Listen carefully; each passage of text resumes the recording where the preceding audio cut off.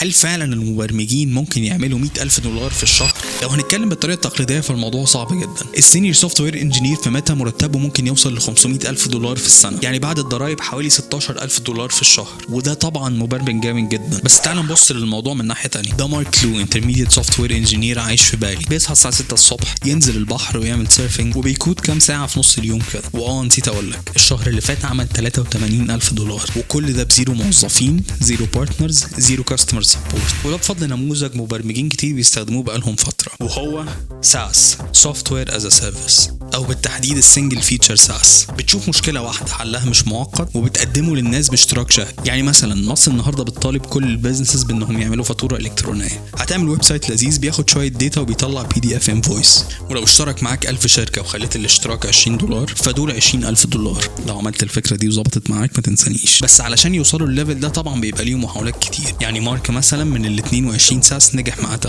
واحيانا بتضرب معاهم جدا زي شوبيفاي اللي بدأ بواحد كان عايز يعمل ويب سايت يبيع عليه حاجات سكينج، وبعد كده حوله لساس، والنهارده حجمه داخل على $100 مليار.